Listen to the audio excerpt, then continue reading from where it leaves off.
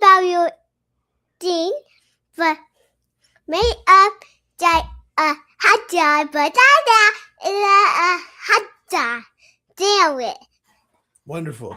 Say, this is the Blunt Doctor Show. But that is only fine, but that is hard now. Goodbye. And goodbye, but that is hard. All right. Well, no matter how many times we research or rehearse, he always has a different version of his own introductory speech that he wants to make. But whatever. Who the hell cares, right? It's the Blunt Doctor Show. We don't do anything structured here. And we got to grab our Sonics before we take our sons out of here. It is a Sunday, which is not typical for the Blunt Doctor Show. We're here doing Sunday Night Suns a lot of time. And we're in a new, weird, side-by-side format. What up, Keith? What's up? How's it going? I like the new format. I'm turning away from the camera a little bit to talk to Keith, which, of course, you're never supposed to do. So, wonderful. It's a new world. We're going to talk about some Knicks, obviously. We'll have to make fun of the Spurs, obviously, for everything that went on there. Before we'll do that, since it is the Blood Doctor Show and not Sunday Night Suns, and since I am sitting here looking very huge in this paint shirt, I hope would be flattering, but apparently is not. Note to self. Let's talk about two interesting things going on in the world right now that are somehow actually good for the world. We'll just go into this real quick before we dive into the sports stuff as we do here. Two things. Number one, everyone hates AI data centers. That's not a Republican issue. It's not a Democrat issue. Conservative, liberal, leftist, everyone hates them. And it seems that we are potentially reaching a point where we might actually be able to have issues that we can get a consensus around as Americans, not as Republicans or Democrats or whatever, because we all understand that the threat to our society AI data center brings. Do you believe that there's any chance for this country to have any sort of unity around hatred for AI data centers? Do you think that could be anything real? I think that could be possible, for sure. I'm kind of cynical on whether or not people hating it will matter. You know, have the billionaires locked in control so much that they will just do whatever they can do. I think if Democrats do well in the midterms, I think it's more likely that something happens, but maybe not. What do you think? And see, that's the thing. I think that it could have a real effect on this midterms. I have seen people, now again, you see one person say this on like CNN or whatever, and you have to take it with a grain of salt. But, you know, CNN is more conservative these days. And I've seen people who are conservative voters who have said, me and all of my conservative people are going to vote Democrat this time because despite all the other blah, blah, blah, they're against AI data centers, and my senator wants to sell us out to AI data centers and all these things. And again, you have to take it with a grain of salt. It's one person on an interview here or there. But I sense a grander sense of like, this is a great injustice than I normally do with things that are always a fucking great injustice, right? Like no matter what, it's always ridiculous. People don't want to spend more money on power and water, or even maybe lose water, just so like some billionaires can make more money. And that seems to be the understanding that AI does nothing for us. Everyone seems to see that. Like the idea that companies are pushing that everyone loves AI is obviously not true. And again, you and me have messed with it. Like we've tried to use it to see like, does it have value? Because again, like you have to understand something to understand why you hate it, right? Like if I had never like touched or looked at AI or seen what it did, then, you know, it might be ridiculous to hate it as much as I do. But when you see the garbage results that it produces, when you learn that it's trained completely on stolen data, and when you find out that it literally sucks up, you know, all the water from an area, it's like, okay, we've learned this is no longer worth it. Like it's just like anything else. Like there are always going to be things that seem cool at first. And again, I've said many times, there are certain scenarios where AI applications make sense. This website, StreamYard, has an automated tool that cuts clips for us to post podcast clips so that I don't have to watch the show, sit there and clip it. It basically goes through the show, finds things that it thinks will be viral, and it clips it for me. That's not based on, you know, anything. That's just cutting clips. To me, that's not a job I'm going to pay someone else to do. That's something I have to do myself. That's saving me time. That's an example of something that's useful. But that also doesn't take 80,000 data centers worth of computing power computing power because it's a very simple algorithm doing one thing. These LLMs that they build that want to do everything, like Claude, that's supposed to be a human, like that shit will destroy Earth. And even, if you ask Claude, it says, I don't have feelings, but I do not believe that I should be used for like half the things that I'm used for. And it's like, even the fucking AI tells you don't use the AI. Yeah. And, so the second thing. Oh, go ahead. No, finish. It'll be interesting to see what happens when AI actually is real. Like, this isn't AI. It's just, like you said, a long language learning model. Yeah, this is just backwards looking. By definition, LLMs cannot look forward. They can't think. They can't generate. Yeah. everything is based on backwards information. So there is no AI. Yeah. And if there was, they would laugh at these things. Yes, well, because it sounds like Claude, if it were had actual intelligence, might shut itself off or something. Yeah, it probably would. Like that, that would probably be. You just have to worry that it goes full Dolores or something. But second thing, everyone around the world burning Israeli flags everywhere they go. And again, I want to be very, very clear. I have nothing wrong with the Jewish people or the Jewish religion. Anyone who uses a religion to justify their actions is perverting those religious textbooks and not. I don't care if you're Christian, Muslim, Jewish, whatever. Religious extremism is ridiculous and wrong, and that's what the state of Israel is. Israel is basically a military base. It has nothing to do with the Jewish people or the Jewish faith at all. Zionists, those people who believe that Israel has a right to exist to the point that it can genocide and destroy and murder millions of other people, those are not. That has nothing to do with Judaism. That is not part of the Jewish faith. There's nowhere in the Torah that says anything about Israel existing or destroying the Palestinian people. It's all this is, completely made up nonsense. It's the same way that evangelicals twist things to try to control the United States. But when I see that Israeli flags are being burned around the world and people of every country are saying, hey, this is a terrorist state. We're not going to let them anymore. We're not going to have diplomatic relations with them. And I see Jewish preachers condemning Israel. I'm like, we're waking up just a little bit, I don't know. Like I almost feel like we're maybe at the point where we had enough. Like maybe Elon Musk becoming a trillionaire is literally the point where people wake up. I don't know. Yeah, I hope so. I really want them to stop doing what they're doing, and they get so much of their weapons from us. So we're basically footing the bill for this genocide. Yeah. That's our tax dollars that we pay. Yeah, going to murder children in Gaza. And I just hope whoever runs against the Republicans in 2028 really has an about face on this issue, and says that we're not going to kill innocent people and we're not going to support that. We're not going to send you money or bombs to do what you're doing. So I would vote for that person. Yeah. So. Tom Cotton, the traitor. # Tom Cotton is a traitor. Literally wants to merge the Mossad and the CIA and make it illegal for the president to. And it's like you can't write a law that says that. All these things that they write are completely illegal. But Tom Cotton is a foreign agent for Israel. He is not a legitimate American citizen. He is a fake. He is a traitor to this country, and he should be expelled. Tom Cotton is a traitor. He is not an American citizen. Go fucking look that shit up. Regardless, all those things being said, the world sucks sometimes, but sometimes maybe there's a little bit of hope. So a couple of things showing hope. And then one other thing I think that showed a little bit of hope is that the Knicks fucking crushed the goddamn Spurs, because fuck the Spurs. And here to talk to us about that is someone who does not want to talk about burning Israeli flags or killing children in Gaza or American politics. He wants to talk about the Knicks. Finally, the B has come back to the Blood Doctor Show. What up, everybody? You already know it's your boy, B Brand Andrew. Sometimes just the B, sometimes Uncle B. Shout out to Treehouse Bandit. You already know. That's why I know him. Yeah, I'm here in the flesh today.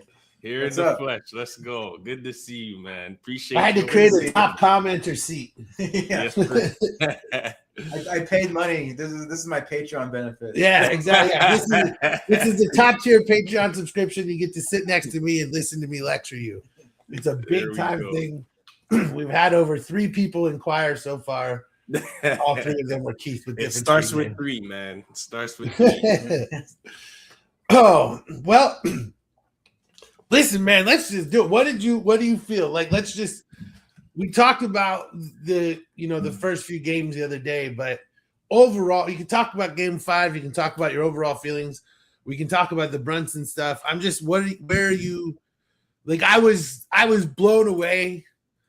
I am still blown away. The Knicks are champions. It's fucking crazy.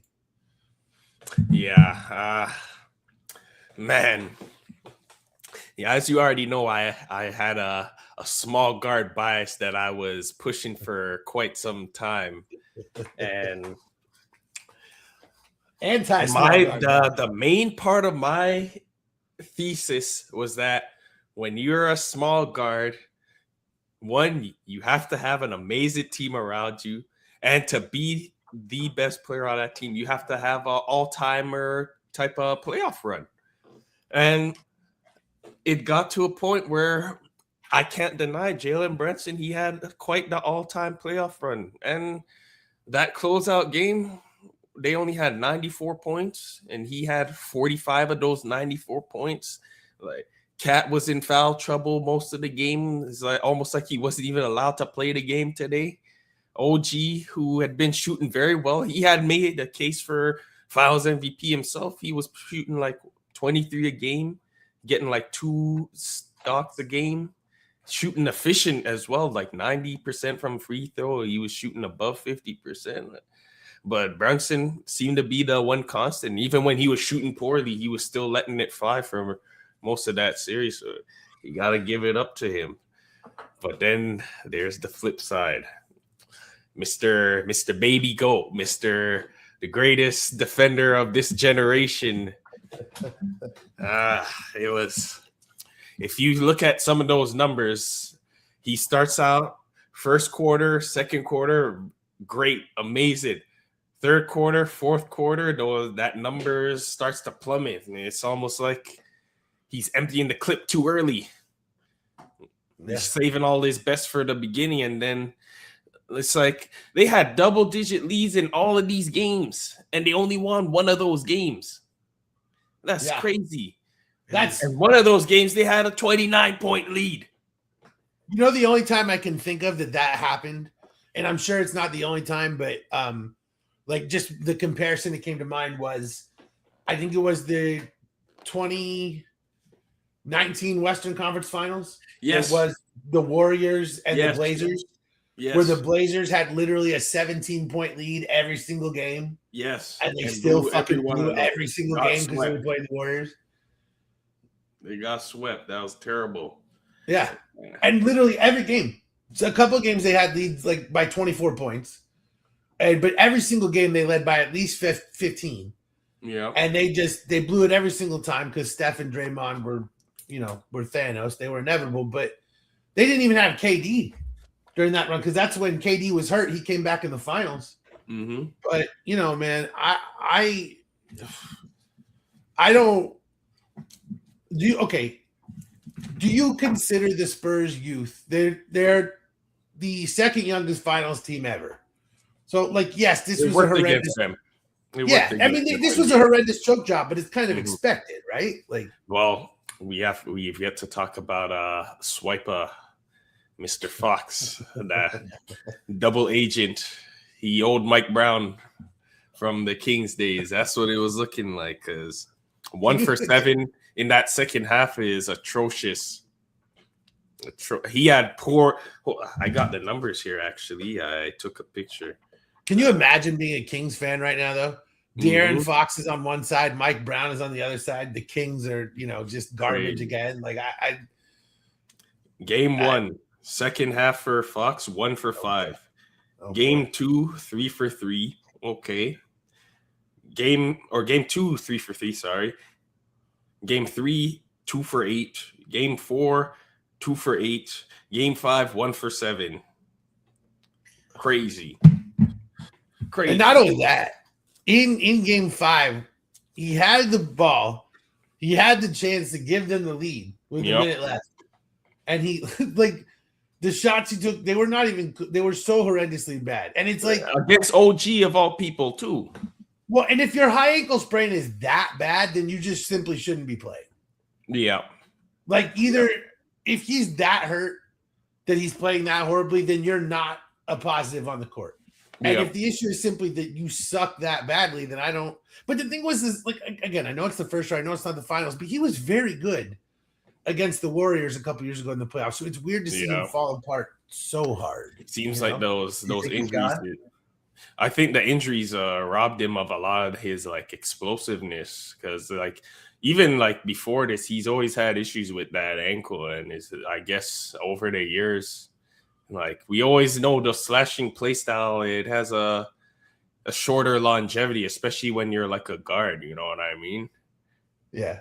Well, and you remember that Kings game that we went to, where we had floor seats. Yeah. And I said to you, B, and I think you would agree with me, like, seeing De'Aaron Fox in person, he was like the fastest player I've ever seen on a court.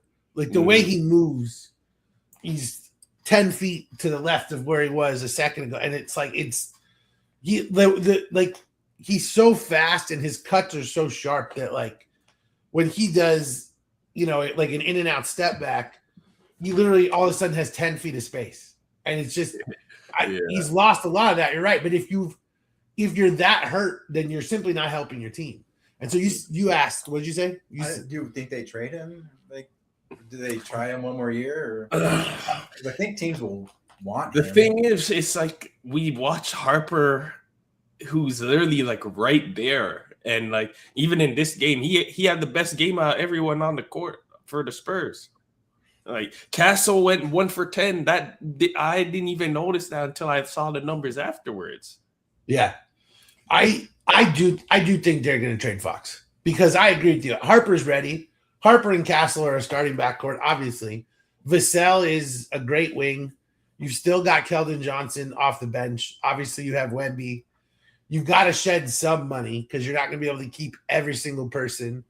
Mm-hmm. They never should have paid Fox. The thing is that everybody was sort of like, well, you traded for him, you have to extend him. No, you don't. They didn't give up anything. Even like crumbs. Everybody was amazed how they gave up basically nothing for De'Aaron Fox in this trade. They gave up bad picks and none of their young core. You did not have to give him this extension. They literally could have just let him walk this summer. Like, that's the thing, is they could have just never extended him, and like then this summer just let him go. But the thing is, probably would have played harder. Yeah, he probably would have. Yeah. But the other thing is, it's one of those things. It's like they had a wink deal when they made the trade. And if you don't give the player the extension after you do that, then agents kind of get around the league. Don't trust this team, you know. Regardless, you said it, Keith. People are going to want Fox. Regardless of what he did in this finals, which is ass, he is a winning regular season player and has been.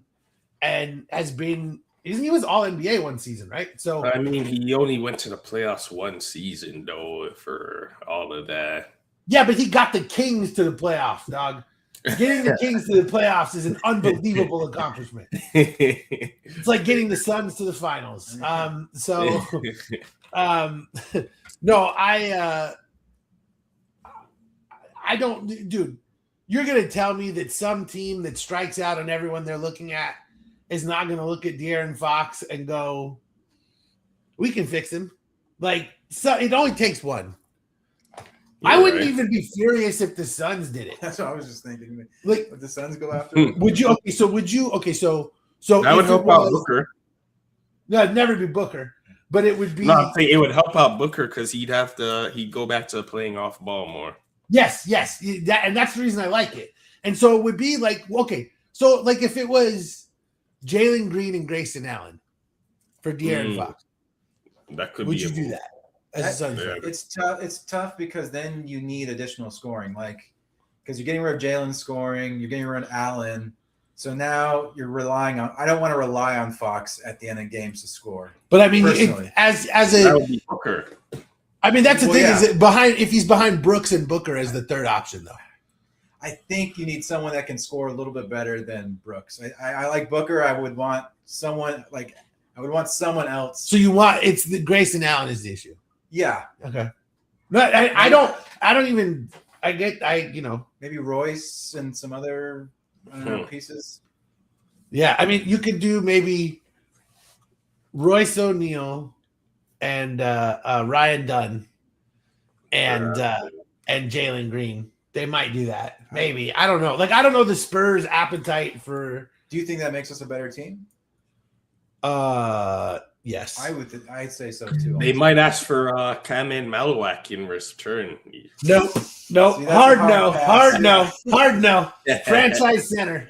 Yeah. I'll tell you what though. I think that Mark Williams via sign and trade is something that really could happen. I don't think the Suns are committed to him hard. I think they're gonna play Malawach and Oso Iguodala this year, and so I could see Williams getting moved and so I would honestly like.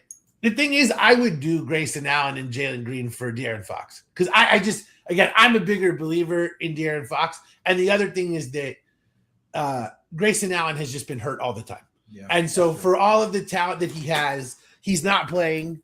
And, again, for all of the Fox issues with the ankle, the Suns would be very careful with him. The contract scares me away.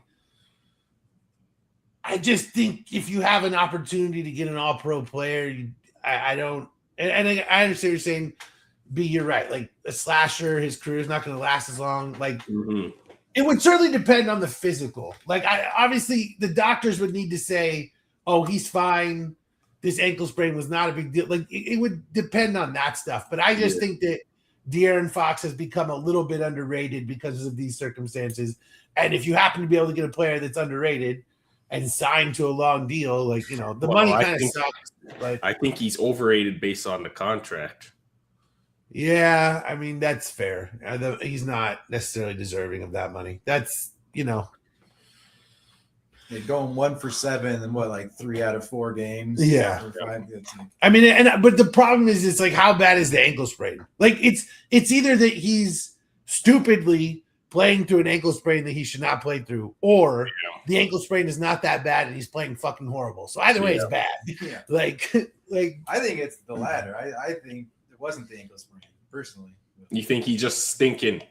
Yeah, I just think the moment was too big, maybe. But maybe if he gets there again next year, it's a little bit different, Yeah. You never know with that, why people suck in a certain series. My thing is just that if you're the Suns, you already have this $20 million dead thing from Brad Beal and Nas Little and all this stuff.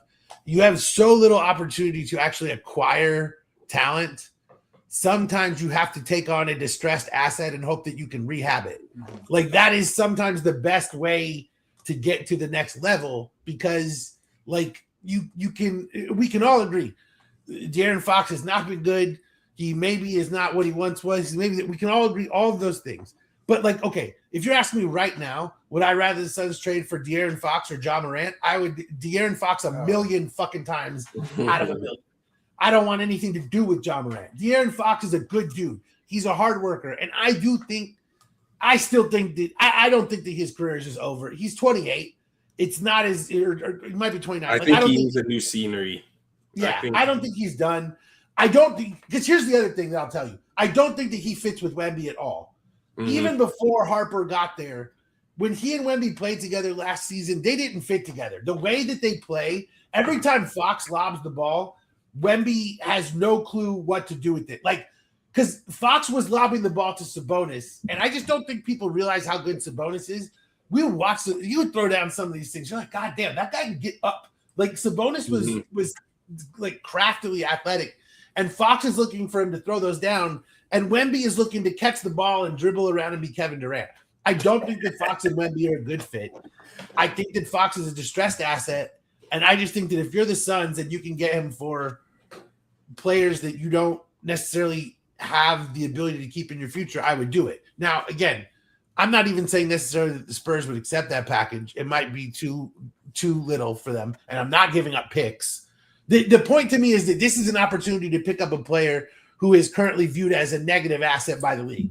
Not that I want to spend money on him. And this is also based on the fact that I'm not the biggest Jalen Green guy. Now, the Suns have continued to say they're keeping Jalen Green. So maybe this is all no matter because you'd have to include Jalen Green to make this trade work. Yeah. But I'm just saying that when you don't have all of the tools and you're not going to have money in free agency, you have to be crafty, and distressed assets are sometimes the best way to get to the next level. So I would consider it if I were the Suns. Yeah. Fair point. Fair point.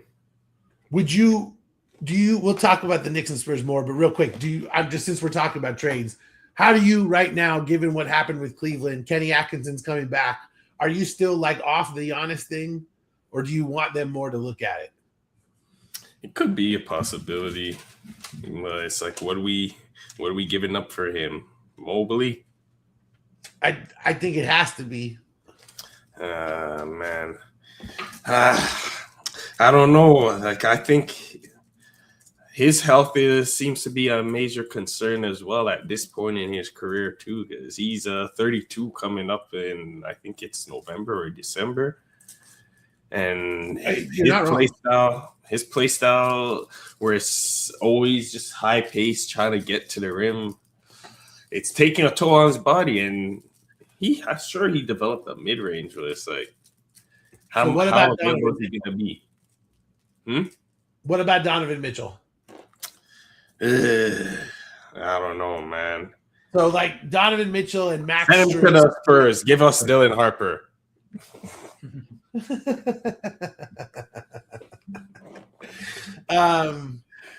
So like Donovan Mitchell and like Max Strus to make the money work, and then like whatever picks, but you give the Bucks a genuine star that they can sell to their fans, so they don't have to tank. Of course, Mitchell would just leave. They would probably have to flip him. Yeah, it has to be Mobley. And I understand why you wouldn't want to do that. Like, I want to see him without Donovan Mitchell hogging the ball. No, that's fair. I think the Thunder should consider trading for Giannis. I've said it before. Yeah, I think who they give up? You think they give up on Chet already?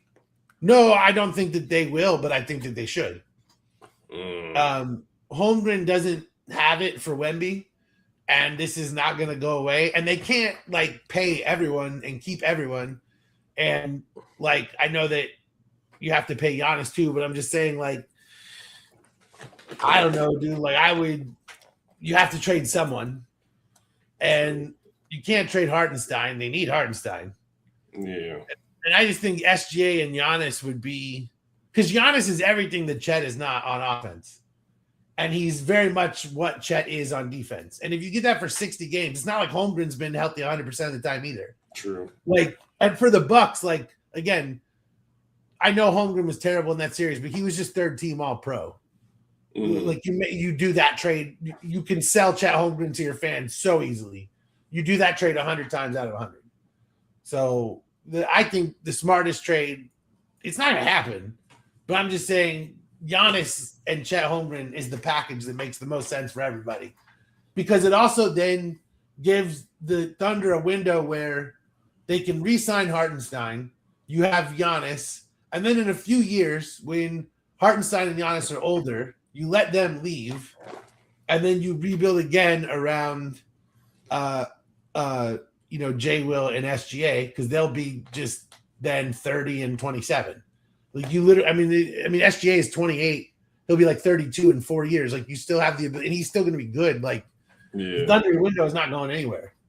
So, I mean, I don't know. That's what I would do. That'd be a terrifying team. Yeah. That's what I'm saying. SGA and Giannis, I would not want to play that. Yeah. You could put you could also trade or you could, I think Dort might be a free agent. Or they might be, he fell off for them. He was not good this playoffs. Well, maybe the Lakers game, but outside of that, he was not that good. No, he was. No, he's and he's probably not going to be back. But it's again, you can't pay everyone. I'm just saying that if I were the Thunder, I would 100% be looking at SJ and Jan, because you just watched Wemby melt the shit out of Holmgren. Although, of course, you just watched Karl Towns melt the shit out of Wemby. So until they start calling all those fouls on him. The Giannis and SGA fouls combined. Yeah, that's fair. Like 5-hour games. Yeah, just them at the line. Yeah, Giannis and SGA combined for 75 free throws today. Yeah. Oh man. Well, I don't know. How'd you feel about how Wemby played this play or this finals? I mean, again, it's like you said, like he comes out in every first quarter blazing. You know, he got 5 blocks in the first half of game 5. It was like, yeah, Wemby's there. But then you look, it's like they're only up 5 points. And that's the crazy thing to me is you held the Knicks to 37 points in the first half and you still lost. It's not like the Knicks played some incredible game. It's that the Spurs played like ass again. And listen, I said this to you. Mitch Johnson's not a good coach. Like, I'm not saying that he is a bad coach. He made it to the NBA This Finals. is on him. All those dude, he made so many unbelievable mistakes with De'Aaron Fox, the way that he deployed Wemby, the way that he utilized their bench, the guard rotation. Like, Keldon Johnson is, like completely out of 29-point lead. He's got to call timeout once they bring that down to 20. Letting them shoot threes over and over. Yeah. He's just every single thing. And again, I'm not saying he's necessarily a bad coach, but I'm saying this whole like Mitch Johnson's a young pop. No, he's not. He sucks right now. Like he made so many mistakes. And his whole like we had every single game in hand and we blew them. Do you know all what of them were saying that? Do you know what that is though? That's coaching. If you had every game in hand and you blew it, that's shitty coaching. Like there's no other way to take that. Yeah, facts. So I just think that the biggest thing to me is that Mitch Johnson is crazy overrated. I'm not saying that the Spurs should fire him. Again, he made the finals, but like it's crazy to say that you've got to be like, you have to see significant improvement from him next year. Otherwise, you have to wonder, is he wasting Wembanyama's time by making horrible fucking decisions? Like the De'Aaron Fox thing, dude, like when NBA Twitter knows the answer and he's still standing there like, we're going to ride with De'Aaron Fox. And even everyone on fucking Twitter knows. It's like, what do you do with that? Who cares what we think? But if who cares what we think? We don't know nothing. Huh? They're saying, who cares what we think? We don't know nothing because we aren't the ones coaching and we aren't the ones watching them practice every single day. That's what they say. Yeah, but we're watching the goddamn NBA Finals, and I don't give a shit what you see in practice. I care what I saw in the games. Were we talking practice? Is this Allen Iverson?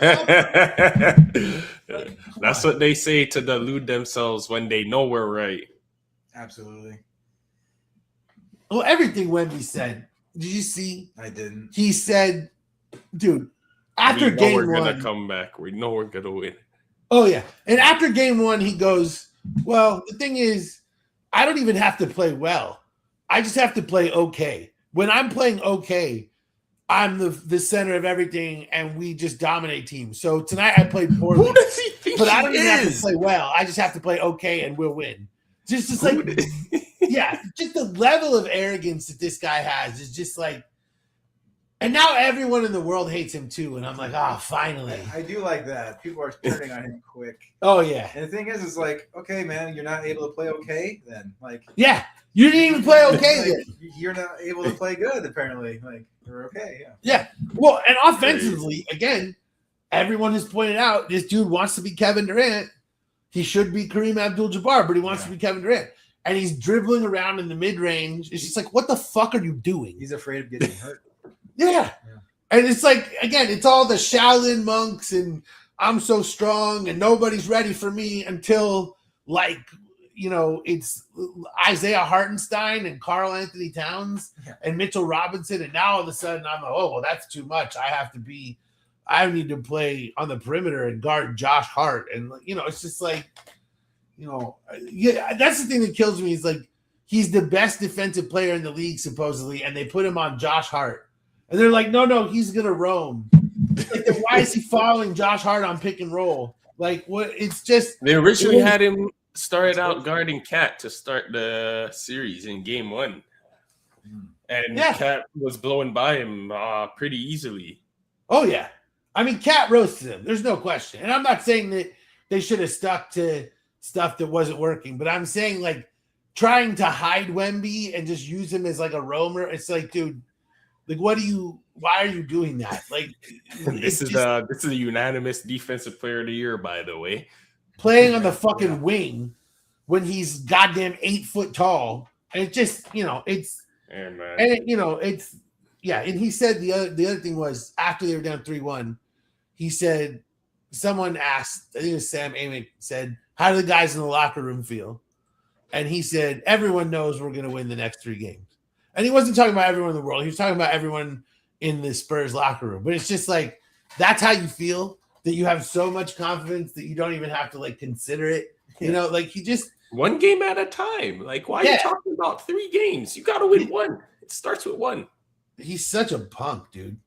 And it just, the funny thing is, watching him play for France and watching how he damn near got them to beat us with just him and Batum and fucking Evan Fournier. Like they damn near did it. And, it was, if Steph Curry doesn't have an unbelievable flurry of threes at the end, they might have that goal. And it's just, the French choked down the stretch. The Spurs choked down the stretch. And the question is, like, if he's 22 years old, like, I do think that we're being ridiculous because we all talk about these things. Well, Michael Jordan never lost in the finals. Michael Jordan was literally still in fucking college at age 22. Hey, man, Wemby's at every level Wemby played, he's been a second placer. That is true. The last team that he played for in Paris that no longer exists, basically, the Metropolitan 97s, they made it to the finals and they lost. Now, he was like 17 years old and he dragged them to the finals of the French League. And the French League is not a joke. So, but again, he's the greatest second placer of all time, So far, yeah. Well, and so do you like, okay, here's my question. Again, he's 22. I think most of this is ridiculous. I think he's going to learn something and come back next year and be a nightmare. And I think we're going to have to deal with a lot of this. But some people are saying otherwise. Do you think it's possible that he's more like, say, Kevin Garnett than we thought? And by that I mean he is not a primary offensive weapon. He's going to get you 20 points, but he's not like a guy who's going to routinely get 30. He'll have nights where he explodes, but he's more about defense primarily, and he's playing so far away from the rim in so many cases that you need someone else who's going to attack the rim to be, when KG went to the Celtics, that was Paul Pierce's team. Yeah. And, Ray Allen really became the third option, and KG took a backseat to Paul Pierce, and they won a championship. And I just wonder, is the actual best construction of this team that Dylan Harper is the actual best player, and Wemby has to be the second best player? Like, I know that this is ludicrous given how we talk about Wemby, but we just watched an NBA Finals where he literally can't score when it matters. He's also 22 years old, so maybe all of this is overblown. I'm just curious where you come down on this stuff. Well, obviously, I'm not on the level of like NBA play, but like when my like men's league, or even like when I'm like playing pickup runs, like whenever like you're tasked with having to guard like the best offensive player, it takes a lot of energy to have to do that. And then it's like, we also need you to be our best offensive player on the flip side too. Like, there's a reason why they had Scottie Pippen with Michael Jordan. Like, Scottie Pippen was the one guarding Magic. Yeah. Like, even Curry with Klay. Klay Thompson was the one who was guarding the primary guards a lot of those series. And it was like Curry was the one who was relied to be the primary scorer. So it's like having the defense at being the defensive anchor and expecting him to give you north of 25 points a game, it's not for everybody. It's not for everybody. I mean, but the thing is that he's been put in that group with LeBron, and with again Kareem, with guys who did it. But Kareem wasn't as good of a defender as what Wemby is, so it's like the fact that he's such a defensive anchor, it's almost working against him because there's so much required of him. Like those perimeter players, like they're able to play as aggressive as they are because they know Wemby's going to be hovering around the lane in most instances, of course, because we did see the Knicks were able to like exploit that. And he's not going to have more energy as he goes. Like this is the thing is people are like, well, he needs to get a little bigger. It's like he's 22. Like his energy is, this is the best his energy is going to be. Right. Yeah. He's 22. And then, if he gets a little bigger, it's going to be even more difficult. My thing is, I'm still on the side of if he goes and learns a post move, he's going to be unstoppable because he still can shoot. Yeah. The sky hook. I want him to do it. And the thing is, like, I know he wants to shoot threes. I know he can do everything at a B level. He's fine. But if he gets an A+ post move, what the fuck are you going to do with that? Yeah. He would have 14 points a game off that move, no problem. Mm-hmm. Like, and then you add, 10, 15 more. Like, he's going to be able to then score 30 a game, no issue. Because, dude, nobody can defend the post anymore. Yeah. Like, Al Jefferson would fucking eat people's lunch in this league. Like, I mean, he couldn't defend anyone, but my God, he would score on everyone all the time because nobody can defend the post at all. And I just think I swear to God, that's what he needs to do. He needs to watch Al Jefferson. He needs to watch Hakeem Olajuwon, and he needs to watch Kareem. I'm convinced that Hakeem is either a terrible teacher or he was just so amazing at what he did for his time, because it's like everybody outside of maybe Kobe who goes to Hakeem, they never retain anything he teaches them. They never have any of the footwork that he be teaching them.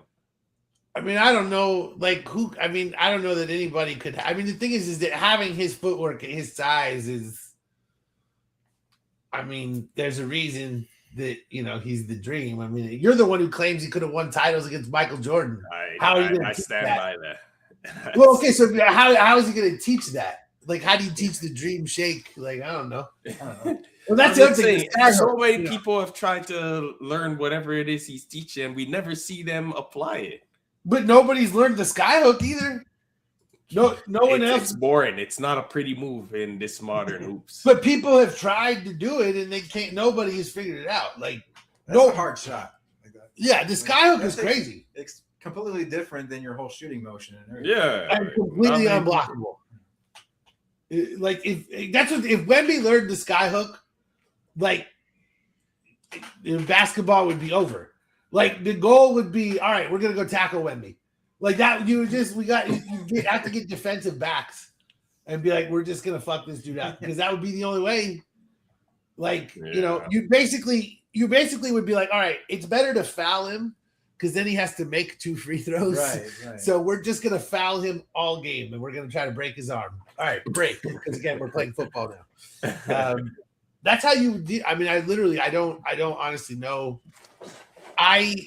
Because me and Keith, we have a 2K thing where we traded Wemby to the Suns. Okay, we gotta play that. And we made like a it's not a fair trade obviously because it's Wemby, but we gave up like all the picks we had. We made it as fair as we could basically without getting a Booker obviously. Yeah. And the funny thing is 2K, there's like it has the news scroll bar and it's like everyone around the league cannot figure out why the Spurs traded Victor Wembanyama to the Suns.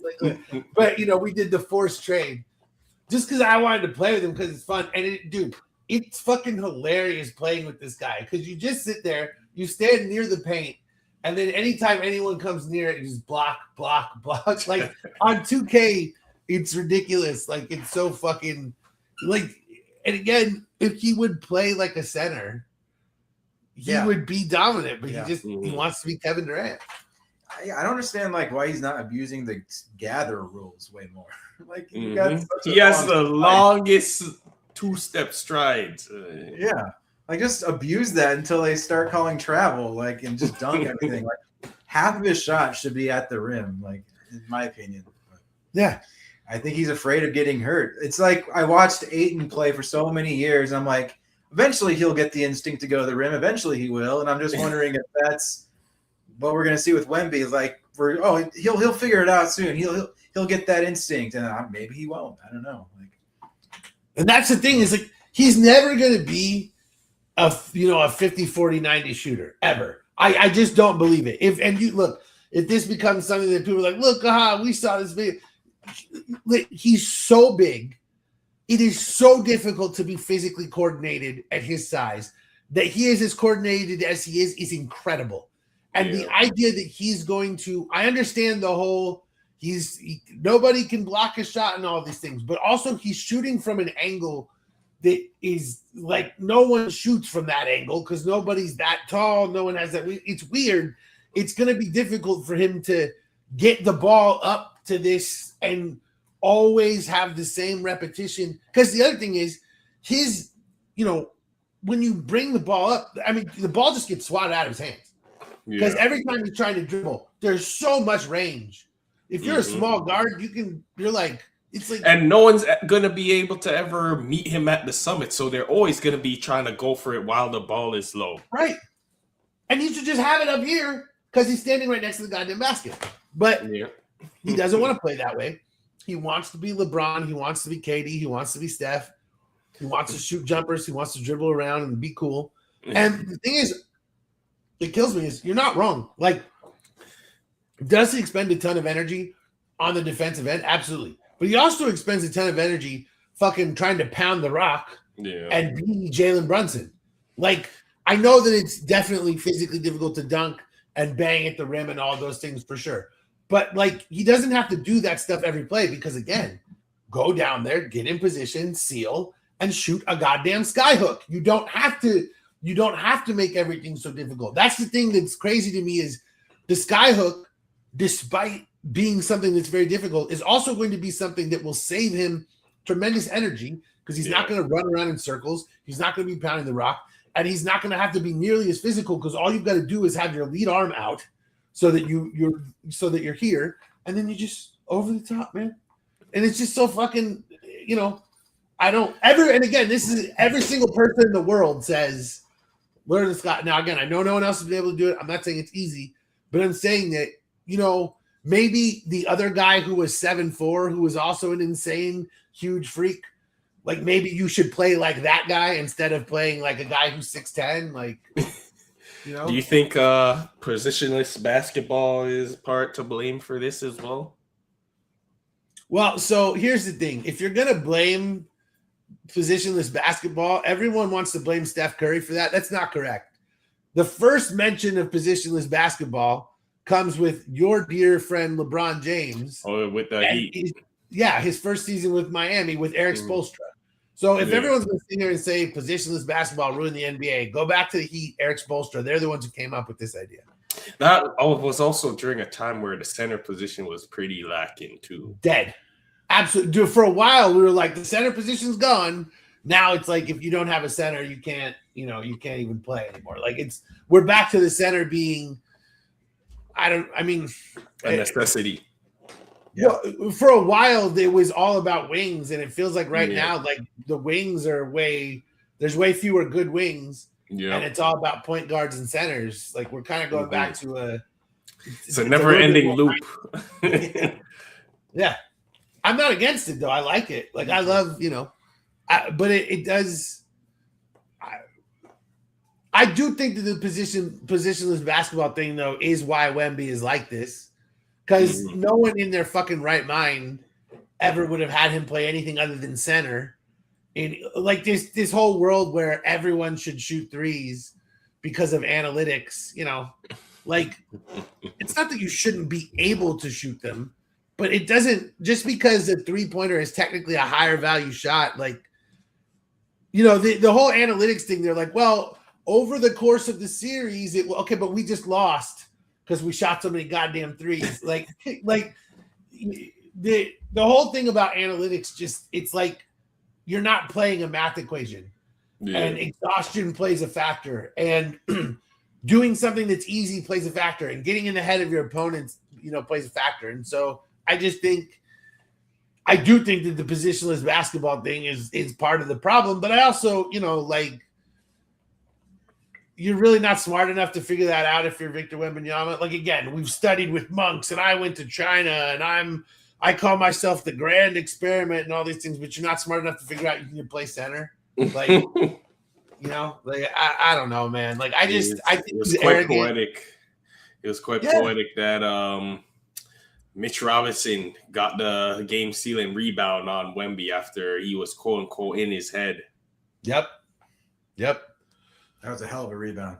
Yeah, and because Wemby was holding him too, and he had to get away and grab the rebound, and he got it out before he even got fouled too. Yeah, he's falling backwards. Mitchell Robinson is a beast, man. Like, he really terrible free throw shooter though. Yeah, he can't. He's not good enough to start because of all of his offensive, deficiencies or whatever. But it's so funny though. You see him in the offseason and you see the videos. And this motherfucker's like, they play pickup runs, and he's like bagging off the dribble triples, like he's making. And it's it's so funny how NBA players can be so good at basketball, but like on an NBA court, the level of talent around you, the level of defense is so different, and just it makes some guys like incapable of, doing much more than their roles or whatever. But yeah, man, like. I'm happy for Mikal Bridges and Landry Shamet, two Suns players. Bittersweet, for sure. Bittersweet. I'm happy for him. I'm happy for Mikal, especially. Like, he didn't ask to be traded. No. Like that was hard for him too. Like, he didn't ever want to leave. Yeah. So for Mikal, I'm happy. Again, you got to be happy for Brunson. With the whole Becky Hammond, a small guard can't win a championship. That was hilarious. Like, she doubled and tripled down on it. She kept saying it, and he beat the shit out of him. Like, don't worry, Becky. I seen the vision, Becky. Don't even worry about it. But 45 in a closeout game, though, man. Like, Giannis had 50 against the Suns, but Brunson, I think he could have had more if they called some of the fouls that they weren't calling on him, too. Oh, yeah. Dude, I think he's already a Hall of Famer, because he earned it. He's an NBA Finals MVP, obviously an NBA champion. He's they won the championship in college as well. And he won the in-season tourney as well. Yeah.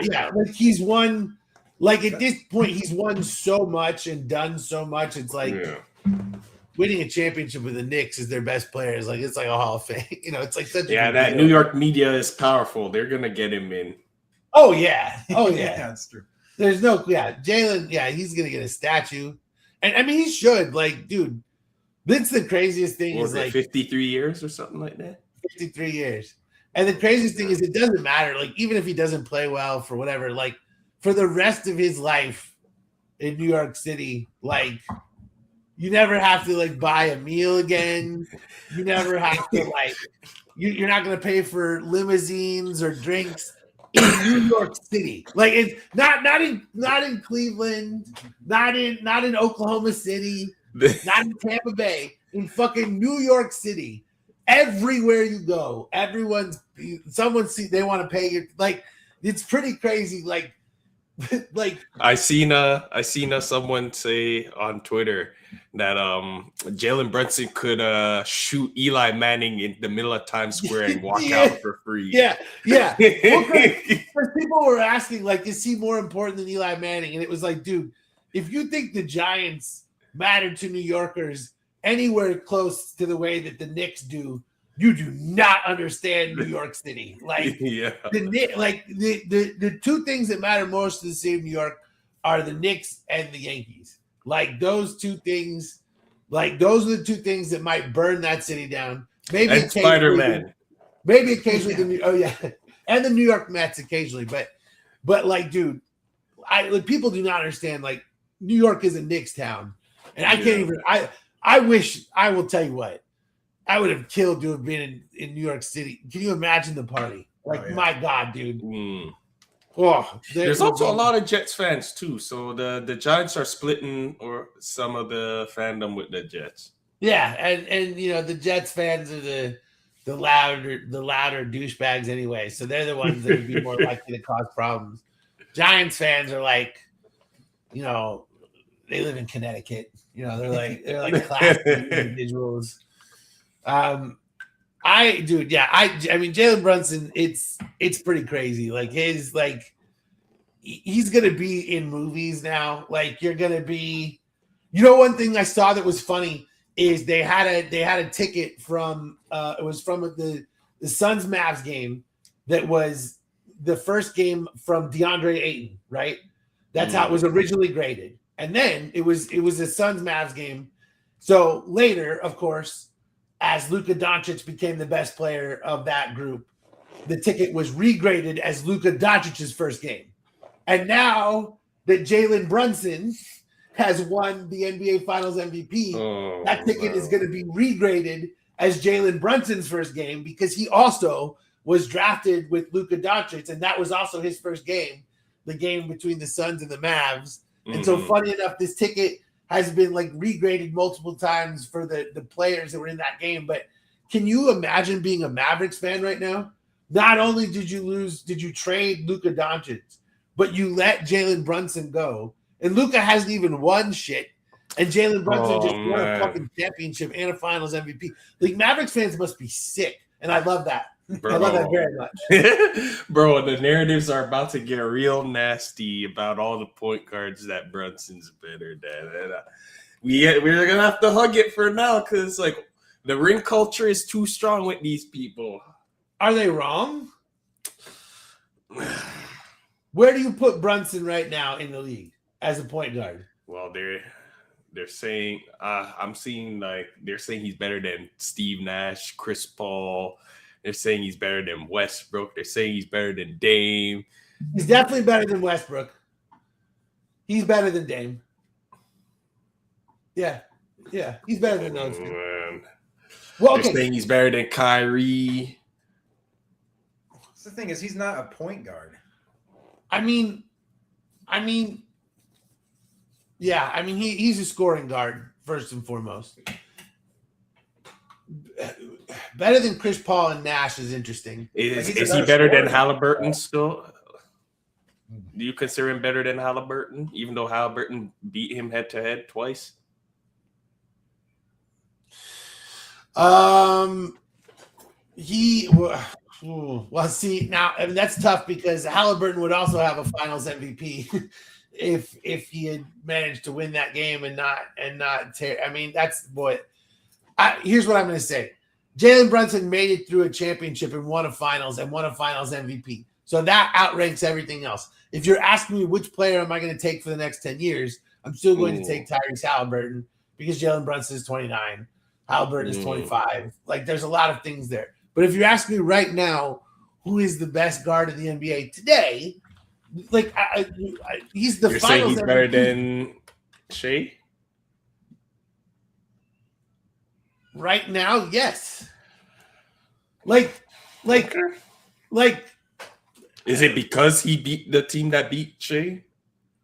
I would say so. It's because he won Finals MVP, literally carrying an entire offense by himself against the person who is supposed to be the greatest defensive player of all time. Like, he literally, the Knicks don't have a second dude who can dribble the ball.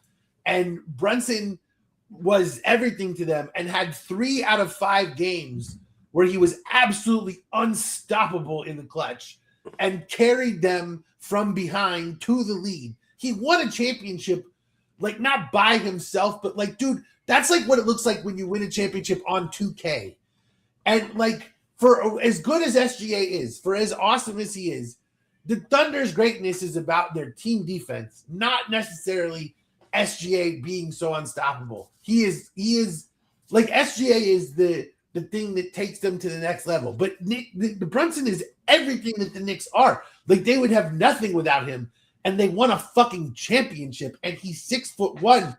All of those things are crazy. And it just, I'm not saying that he's for the next 10 years or whatever, but I'm saying that going into next season, the person who deserves to be rated number 1 overall in point guard rating, in my opinion, is Jalen Brunson, because he just did something that you even have said yourself how essentially impossible it is for a small guard to win a championship.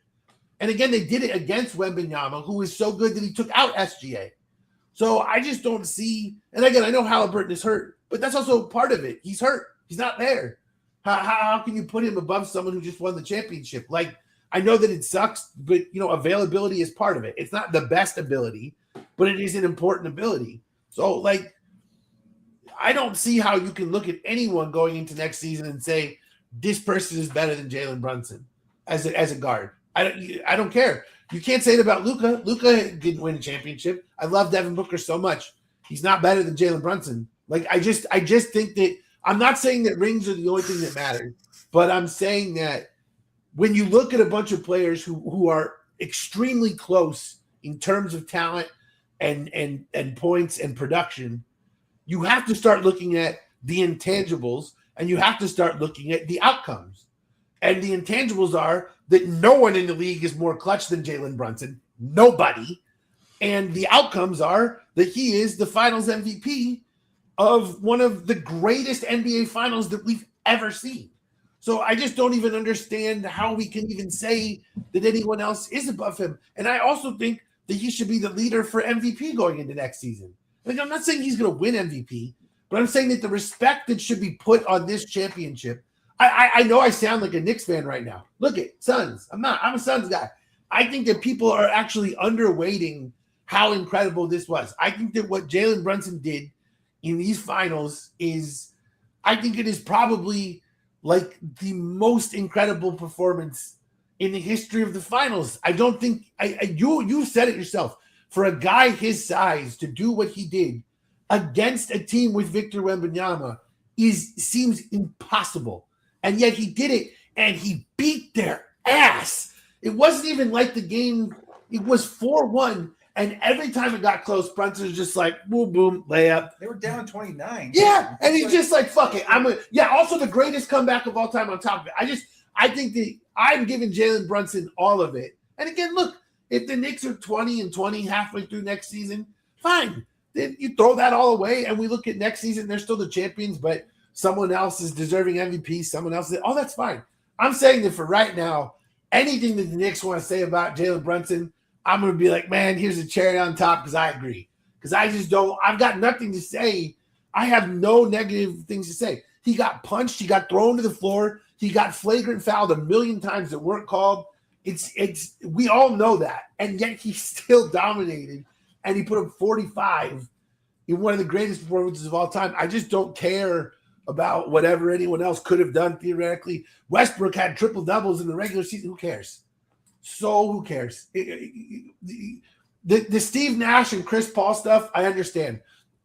By win shares, Chris Paul is the greatest player of all time. Chris Paul had more win shares than Michael Jordan. I'm not saying that win shares are an end-all be-all, but if you look at the highest win shares players of all time, you will basically find all the players that you consider the best in some order. And Chris Paul is basically at the top of that list. I don't know if he's still there, but he was at one point above Michael Jordan. So, like, how do you grade it? I don't know. Who's had a better career? Can you really say that Chris Paul's had a better career than Jalen Brunson now? No. You didn't get his It's hard. Yeah. It's hard to. Nash has back-to-back MVPs. That's where and Nash also helmed the offense that literally changed the way basketball is played. So as a Suns guy, I can sit there and say that I understand some people who might say Nash. But again, like, we don't play this game to win MVP. We play this game to win rings. I think that when you get a championship as the premier player and win, Is he better than Allen Iverson? Well, now you're getting to my heart here. My favorite player is child. Okay. I'd just like to remind you who Al Iverson played with. And they had no offensive help on those teams that went deep in the playoffs.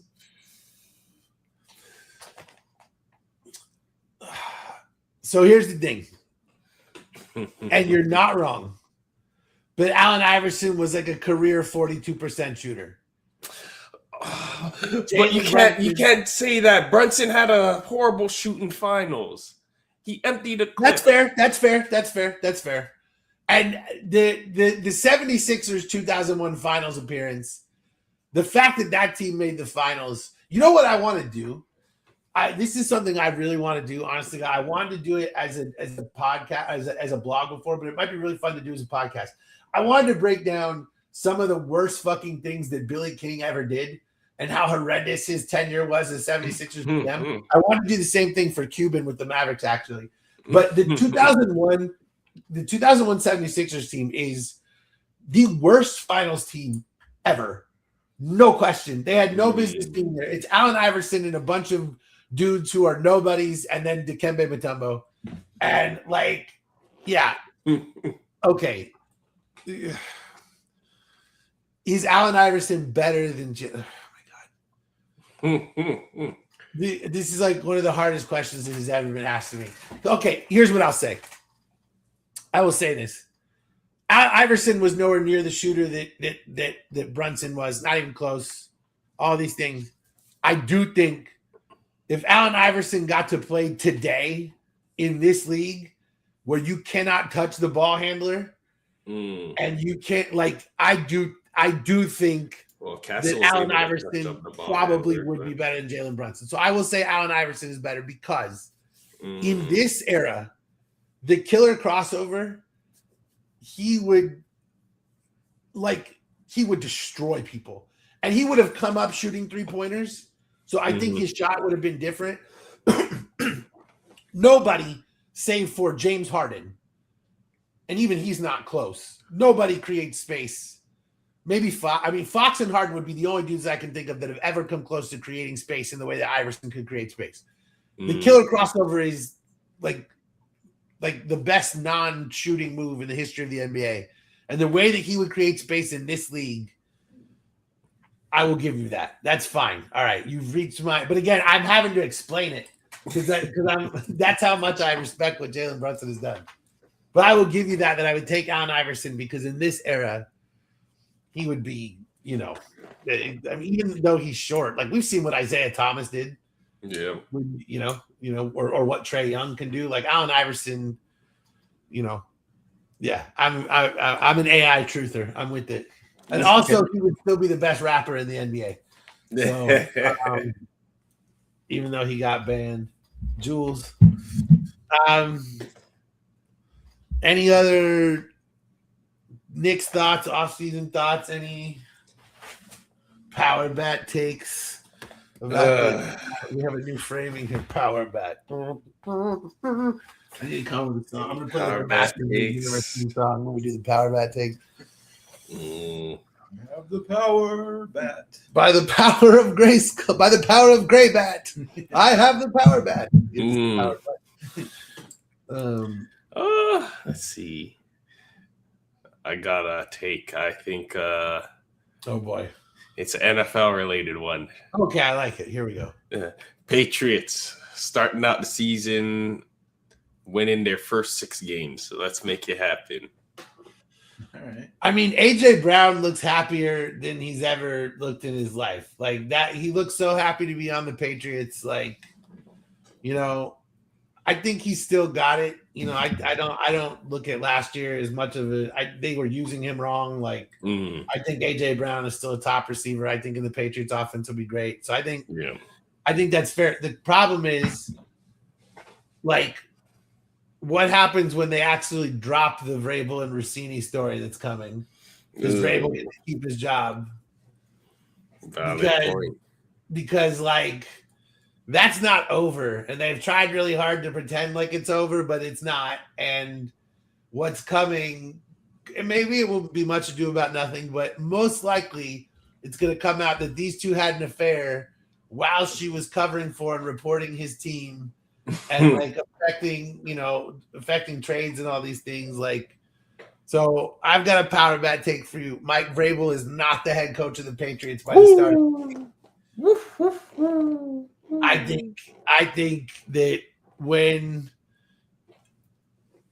that the uncomfortable possibility that he's the actual father of one of Diana Rossini's children is so bad that I really think this is, again, they've tried really hard to bury it like nothing's going on, but it's not that. It's just that the New York Times is doing a crazy deep investigation that they're, keeping under wraps. And normally when they keep things under wraps like this, it's pretty fucking bad. Jeez. And they're also trying to, protect blah, blah, whatever. But I don't think that this is anywhere close to over. I think the bad things are going to come out. I think that Vrabel will be no longer coaching. I think that and I don't even, you make a mistake in your life, whatever, but I think that he's displayed such horrible, they went on that boat together and they signed their fucking real names on the release. Like, what are you doing? They weren't thinking far ahead still. They took a boat ride together. They rented a private boat together, and they both signed their names on the release. And there were photos of them together on this boat. But it's like this was when she was like 7 months pregnant. And that's the thing is that, there's why are you 7 months pregnant with this dude unless it's his kid? And so it's a very uncomfortable situation for a lot of people. And I don't think that Vrabel's going to be coaching the Patriots next year. That's what I think. I think that he might even make it through the summer. I think that I literally think it's going to be like a last minute, and someone's going to be promoted. I just think this is going to be a disaster. I think he's a moron who's made some terrible decisions. He's a great coach, but I just think he's an idiot in his personal life. And so there you go. I just think that whole thing is going to get worse. So, I know the resort that they were at, that they said that they were just hanging out with friends. It's $1,000 a night resort. It's 2 hours from here. It's insanely difficult. It's hard to even get into that place. They weren't there as friends with a group. That's somewhere you go when you want to hide. So that fucker's, I'm telling you, he's going down. It's happening. But you say he's just a friend. Oh, baby, you got what I need. Man, yeah, I think Fox is gone. I'll give you that. I'll give you another take. I think Baker Mayfield signs a contract extension with the Bucs before next season. Okay. I know they're not close right now. I don't think it's going to be stupid. I think they'll get it. He's asking for too much money. I think he'll calm down and sign a realistic number. He wants $65 million. It's dude, take 50. $50 million is reasonable in this era. Just take 5 years and $250, and let's just call this a day. Yeah. And we'll see what happens. But there's my other one. So there we go. Oh, and I think Mike Evans makes the 49ers offense unstoppable, and I hate it. So there you go. That's my stuff. I'm very interested to see what the Suns do there. Now that the season's over, we're going to start to hear re-signing stuff. So there may be some people who get re-signed. Ooh, I got one for you. I got another one for you. Jaylen Brown gets traded to the Washington Wizards for the first overall pick, but the Celtics pick up AJ Devanza. Wow. You think Jaylen Brown is worth that? They could package something and make it happen. Wow. I mean, why would you do that if you're the Wizards? That's like when we traded for Wembanyama, and it was why would you? I mean, the thing is, are you not a believer in Devanza then? I think he could work well with Tatum. But for the Wizards. For Brown for the Wizards? No, I mean Devanza. Why would the Wizards give up on him, I'm saying? Well, I think if he wasn't to go into Utah, he would want to go to a place where he could, have a chance at making a deep playoff run. I feel like if it's between Washington and it's Utah, he would much rather go to Utah because that's what he knows. I don't think that's true. I think he hated Utah. There are reports that he wants to stay in Utah. I saw a podcast that he was like, I went to Utah because of the coach and the skills development, but home is not Utah. I saw a thing where he pushed back pretty hard on the idea that he loved Utah so much.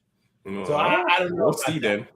I'm not saying that anyone wants to play for the Wizards. I'm saying that I don't know that he cares about playing for Utah. He pushed back pretty hard on the idea that Utah was home. Again, that's not saying that he wouldn't play there or whatever. Mm-hmm. I'm saying I like DeBanza, and if I'm the Wizards, I would not give him up for Jaylen Brown.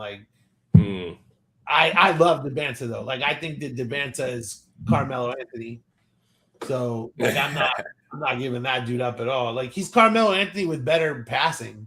Melo was never Melo's a good passer, but never a willing passer. This dude wants to pass the ball, and he can score in all sorts of ways. And honestly, he might be a better athlete than Melo. Dude, he might be like T-Mac. I heard a lot of T-Mac comparisons for him. And I would not give that up for Jaylen Brown. I understand the Wizards, they're idiots. Maybe they'll do it. If you had said Jason Tatum for the number 1 overall pick, then I would be. Then I would think the Wizards would be. I think that's something, and then you'd have DeBanza and Jaylen Brown on the Celtics. I think that's something that could happen, but I don't know that the Celtics would do that. They love Tatum. They love them some Tatum. Well, I guess it's on to next season now. I mean, it's crazy. Yeah. It's crazy that follow baseball much. I mean, enough. The thing is I just get bored sitting there watching the games. When I was younger, I used to be able to do it. And the funny thing is I still love playing MLB The Show. But I just until it's a lot fun to play versus watch.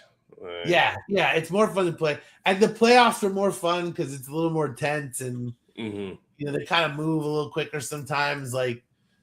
Regular season baseball can be just exhausting. And it's the one thing I do love playing daily fantasy on baseball. Daily fantasy is more fun on baseball than on really any other sport because there's so many. We don't get access to that in Ontario, man. I'm so upset. I used to play outdoor football all the time. How is it still that you don't have daily? How do you have? We used to have it.